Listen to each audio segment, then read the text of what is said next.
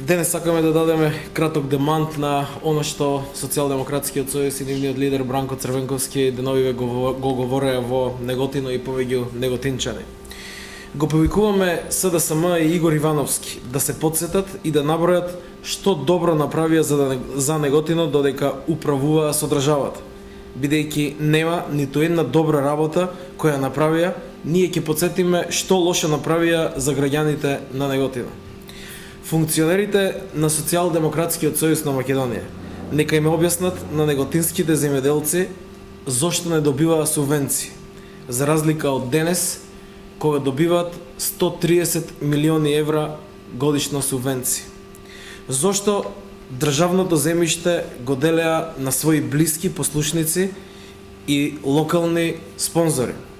Ако до 2006 година беа склучени само 411 договори, од 2006 година па до денес склучени се 6172 договори.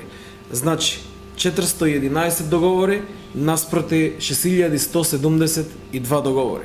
Нека објаснат зошто во 2003 година вкупното производство на сите преработувачки компании на земјоделски производи изнесуваше 21.000 тон, а во 2011 година изнесува 53.000 тони, повеќе од дупло. Ако во 2005 година обработливата површина за органско производство беше 266 хектари и имаше само 50 регистрирани органски оператори, во 2010 година имаме 5266 хектари пријавени за органско производство и 526 земјоделци оператори. Ако толку добро им одело на земјоделците, нека им објаснат зошто во 2006 извозот на земјоделски производи изнесуваше 240 милиони евра, а во 2011 година 470 милиони евра. Што се однесува до извозот на вино, истиот е двојно зголемен во споредба со времето кога СДСМ беше на власт и водеше сметка за ресорот земјоделие. Извозот на македонското вино во 2005 година изнесуваше 28,9 милиони евра, додека во 2011 година од извоз на вино Република Македонија остварува 44,7 милиони евра приход. СДСМ да не замајува и да одговори како тиквеш му го даде на Свето Јаневски, за да после СДСМ ги уценува и малтретира македонските земјоделци. СДСМ нека нема донесено ниту една инвестиција во Неготино. За разлика од ова, владата на ВМРО ДПМН ја донесе Кромберт и Шуберт во Битола, која обезбедува 2500 вработувања, Кемет Електроникс 500 нови работни места, Технокозе 1500 нови работни места, Джонсон Контролс која отвора втора фабрика и нови 1427 работни места, Евро Италија 200 нови работни места, Медерсон Груп 200 нови работни места, Стилкон 100 нови работни места.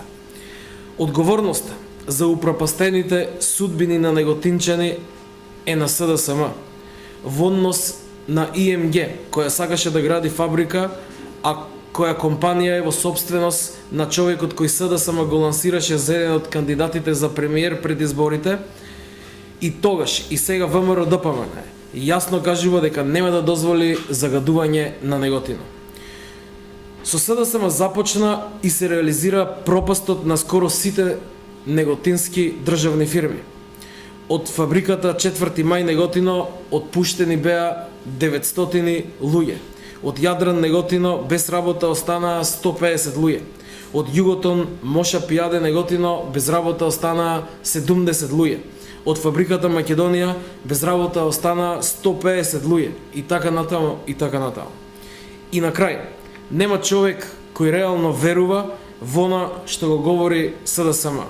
Тие ништо добро не направија за овој регион. СДСМ за македонскиот земјоделец е синоним за криминал и пустош. Тие немаат бројки, немаат примери со кои можат да се пофалат. Затоа едноставно измислуваат и лажат, но народот не може да биде излажен и затоа не им верува. Господине Којановски, Дучичио имаше Бранко Црвенковски изјава во делот на земјоделието, кажува дека состојбите се загрижувачки. Видовме на изјавата имаше луѓе кои што им објаснуваше дека они ќе направат некакви реформи во однос на подобрување на земјоделието како сектор целосно. Кој е вашиот коментар? Ова е ли изјавата, коментар на изјавата на Шема денеска што е даден, меѓутоа за Бранко Црвенковски? СДСМ и Бранко Црвенковски да зборуваат дека ако дојдат на власт повторно ќе направат некој нов тат и треба да им веруваме затоа што имаат искуство во такво нешто. Да зборуваат дека повторно ќе прават шверц на нафта доколку дојдат на власт, можеби и ќе им веруваме затоа што го правеле тоа. Да зборуваат дека ќе прават шверц на цигари доколку дојдат на власт во Република Македонија, повторно има можност голем број на граѓани да им веруваат затоа што тоа и го правеле. Да зборуваат дека повторно ќе не внесат во некаква криминална транзиција и продажба на државен имот, исто така можеме да му веруваме, имат добро искуство, го правеле тоа во Република Македонија. Но да зборуваат дека ќе ја подобрат состојбата во земјоделието, едноставно мислам дека ни самиот Бранко Црвенковски не верува на она што го зборува. Во суштина, политиката на СДСМ и на сите министри кои во времето на СДСМ го воделе овој ресор, како и на Бранко Црвенковски, е исто како и штетникот тута апсолута за македонските земјоделски производи.